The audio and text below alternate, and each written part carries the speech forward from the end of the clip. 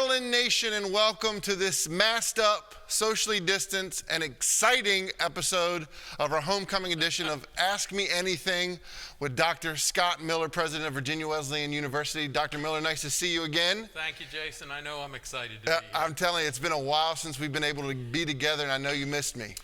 That I do. These are definitely unique circumstances, but I got to tell you, my luck with homecoming, you'll remember my first homecoming. Hurricane, right? Out. Wow, that's right. And wasn't the second one hurricane? The second one had some rain issues also. So we're batting pretty good with homecomings here. But hey, we can be excited either way. So we're happy to be here with you today.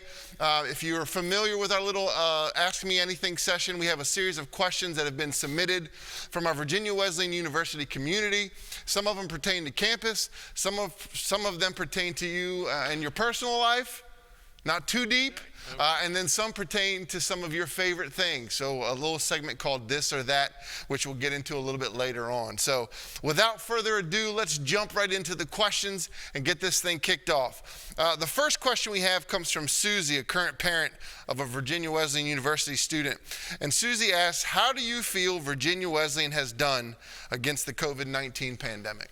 I'm really proud at how the Virginia Wesleyan University community has come together, because their performance in implementing all aspects of our emergency plan have really been outstanding. Whether it's the emergency response team, the faculty, staff, the students, everybody has worked together very well.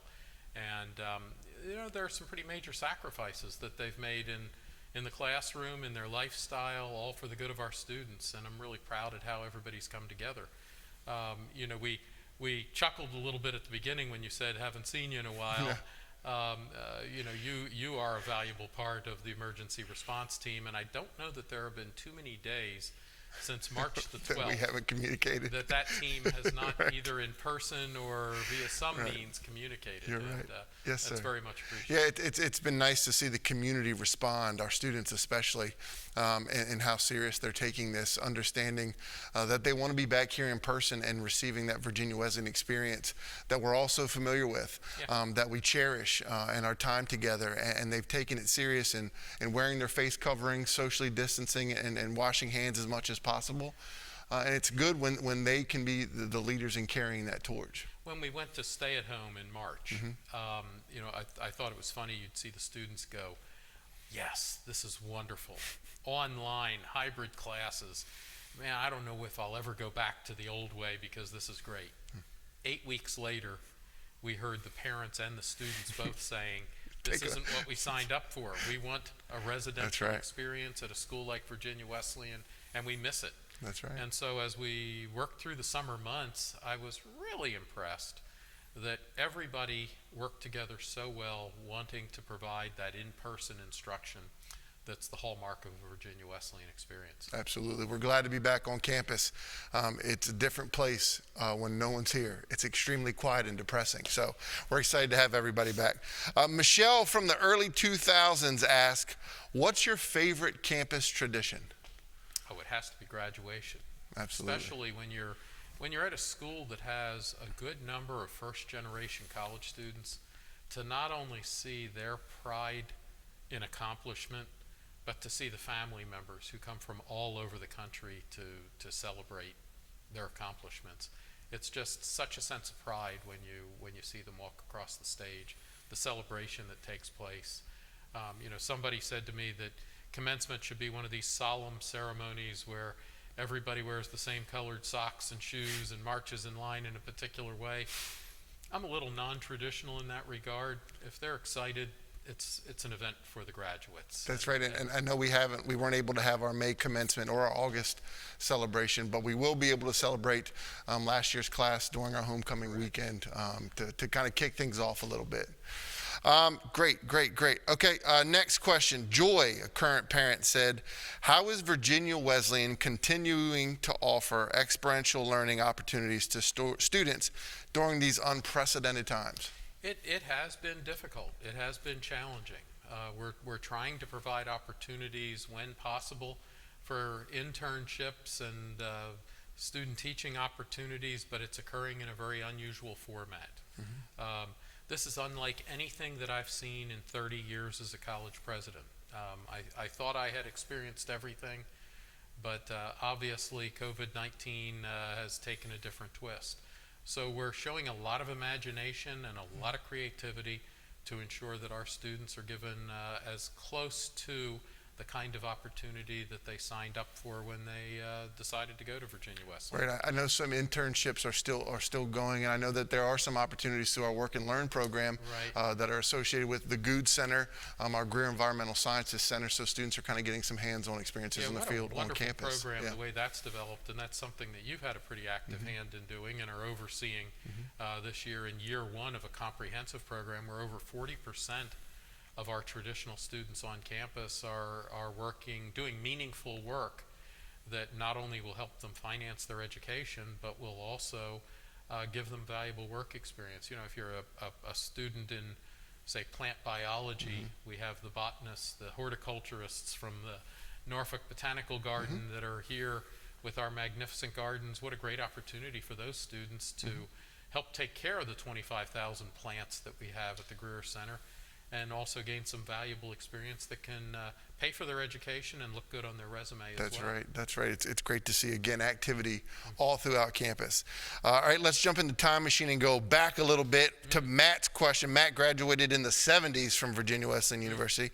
Whew. One of the early grads. We are protecting the actual date to protect people's age, so we're just giving errors in this one. So Matt from the 1970s, he said, what advice would you give young Scott Miller as a freshman in college? Well, right now that's particularly unusual. Normally I would say to them, jump right in, get as involved as you can, take advantage of everything, manage your time well.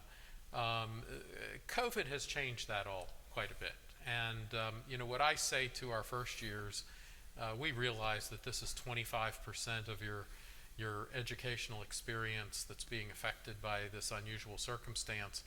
But work hard, have a good attitude, and we guarantee you that the next 75% will be absolutely phenomenal and a life-changing experience for you.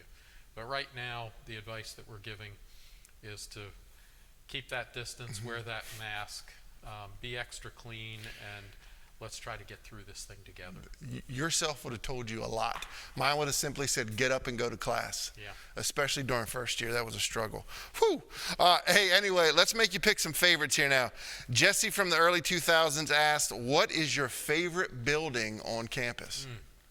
A lot of new construction in recent years, but I'm gonna probably surprise you on this one. Okay. My favorite building is the Jane P. Batten Student Center. One of my favorites as well. I think back on what must have been going through the minds of the Batten family when they gave the money to construct that building back in the late 1990s and early 2000s. It was a state-of-the-art facility then, and I got to tell you, it's a state-of-the-art facility now.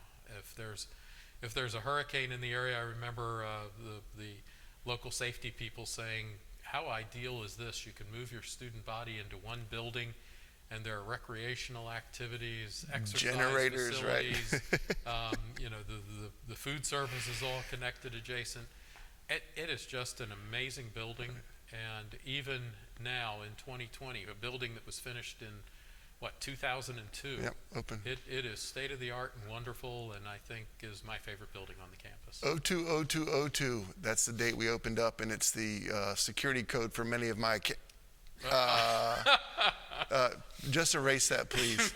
But no, Dr. Miller, like you said, construction around campus, this place has grown incredibly, especially in the last 5 years. And right across the street right now, we're looking at Coastal 61, which already has tenants that have moved in. So if you haven't been back in a while, trust me, you won't recognize the place. From the street curb all the way back through campus, it's something quite exciting to see and be a part of. Yes, 7 of the 9 buildings are finished, and the report that I received earlier in the week, over 90 people have already signed leases. So there are 244 units. They expect that by January they'll be fully completed and available, and hopefully housing a lot of the people from the Virginia Beach community. I was on a phone call this morning, a video call on my way in with an alum, George Rogers. Shout out to George Rogers. And we were showing him the sign as we were coming into campus. and across the street. So it's just exciting. Your alma mater is growing from little Virginia Wesleyan College to now Virginia Wesleyan University, which the footprint of campus can be seen throughout the community. So it's great to be a part of, not only as a staff, but also as an alum. From an inspiring college to an inspiring university. It's incredible. All right, we're going to get personal now. Okay. Brooke from the 1990s asked, who were your mentors and or leaders that inspired you? Yeah, I've been fortunate in my life, and this is one thing that I always advise our students to do, is to find individuals to be good mentors for you.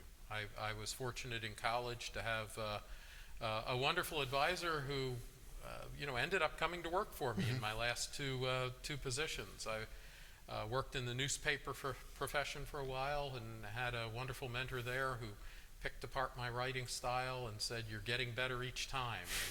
And then as I moved into higher education, I was fortunate to have 5 different college presidents or retired college presidents who mentored a young, I was 31 years old when I became a college president. I always had solid mentors that were there for me. And I think that's an important thing to advise young people, is take advantage of the wisdom of people who've been there, done that. And I hope that I'm offering back to our younger students some of those things that people invested in me when I was a younger person as well. That's great. You have to be involved with shaping tomorrow's leaders, that's for sure.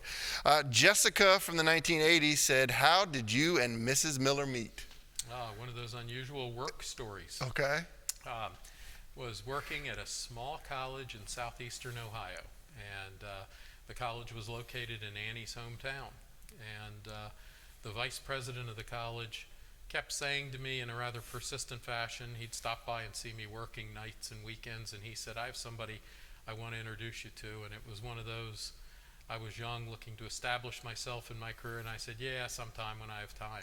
And Annie had gone to the same church as the vice president, and he had gotten to know her family well. And eventually, after several months of saying that, we did get together, and this is year 37 of our marriage. Congratulations. That's great. And follow-up question. Jessica also asked, do you have any children or grandchildren? Yeah, 2 grown daughters, both in the education field like their dad. Our oldest daughter is an administrator and faculty member in the School of Pharmacy at Shenandoah University. Youngest daughter is a school teacher in Dover, Delaware, and each of our daughters have 2 children, so we have grandchildren that are 6, 4, 1, and 11 months. So you got them all covered. Oh, they're fine. That's great. That's great. Bill from the 1980s asked, what's your favorite book? I'd have to say Team of Rivals. Okay. I love history and leadership books, and that's a little bit of a mix of both. Going back to my tenure early in my career as vice president and then president at Lincoln Memorial University, my office was located in the Lincoln Museum, and I loved looking at the artifacts and reading some of the books that were in that collection, and it's turned me on additionally to history and leadership. But so many good books on leadership, but I think Team of Rivals is the best. Team of Rivals, available on Amazon. Make sure you get your copy. Ryan from the early 2000s, right around 2010. Sorry, Ryan, we're calling you out. Did you participate in collegiate sports? Yeah, I originally went to West Virginia Wesleyan College as a distance runner, and ran cross country and track. And sophomore year, tore up my leg and couldn't run anymore, and that's what turned me into a journalist. I guess. Devoted my time that way, but still a firm believer that intercollegiate athletics, particularly at a school this size, is important in developing good work habits and that team spirit that goes with being a part of a intercollegiate team. And fingers crossed we're going to have a busy spring as far as athletics go. Isn't that amazing? With the plan right now for all 22 sports to go in the spring. With basketball, men's and women's basketball and swimming really starting first, really at the end of December. Yeah, never a boring moment. We're still on. We have a game in December that has been on the schedule for our men's basketball team with Old Dominion University. I think it's right around December 21st. And that would be the opener for us, and then we roll into an abbreviated conference season in January. And the NCAA has issued its directive on all the sports what impacts eligibility and how many contests can be played. And both our conference and the NCAA are trying to do championships for fall, winter, and spring, all in the spring. So we will never have a quiet evening on weekends or on evenings and weekends. And again, another one of those interesting things associated with this pandemic. And now we just hope we can have fans, which doesn't look like early on. But if you want to send in some voiceovers of you screaming for the Marlins, we'll be sure to pump them into Town Bank Arena when we get underway. And I think in that space. We're planning on webcasting as much as we reasonably can. Absolutely. Absolutely. And it's another experience our students will be involved with from the Work and Learn program. Shelby from 2000 said, what is your favorite part about Virginia Beach and the area that surrounds Virginia Wesleyan University? Water. There's a lot of water right outside here. This, coastal Virginia is amazing. And I think right after we moved here, Annie said to me, I just feel like I'm on vacation living here. And one of our neighbors said there's a term for that. It's staycation. That's right. I think that's an accurate analysis of the assets of the Virginia Beach community, is that there's always something to do. It's usually 75 and sunny.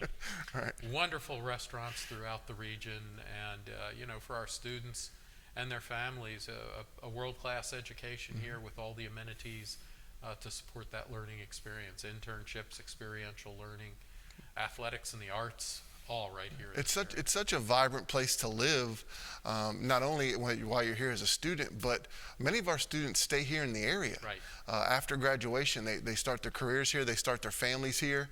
Yeah. On a normal year, we've got festivals and concerts and food choice. I mean, it's just it's so vibrant right around the campus here. Well, a local businessman told me that he had contacted each of the 5 primary institutions in this area to request some statistics to help do an analysis for his business. And he said, do you realize that Virginia Wesleyan is 16% better than the other institutions in the immediate market at something that's really important to employers in this area? And I said, tell me more. And he said, you bring students to this area, they graduate, and then they stay in the area and live and work. Mm-hmm. And to employers in this area, that's a major asset. To families, it naturally is also. Right, absolutely. This has been my home now since '99. My wife Janet and I are raising our family here, and it's a great place to be. Once you get salt water in your veins, it never leaves. It just sticks to it. So, all right, here we go. This is what we call the this or that round. So I'm going to give you 2 choices, and you got to pick what's your favorite of the 2. So, are you ready? I'm ready. Simple one. Let's start easy. Dog or cat? Dog. Love like little ones. We've had little dogs the last 20 years. What was your last dog's name? Jackson. Oh, good. That's good. Cardio or weights? Cardio. Need to do a little more of that. We like our walking, that's for sure. Now, to follow the cardio or weights question, ice cream or cake? Ice cream. What's your favorite ice cream flavor?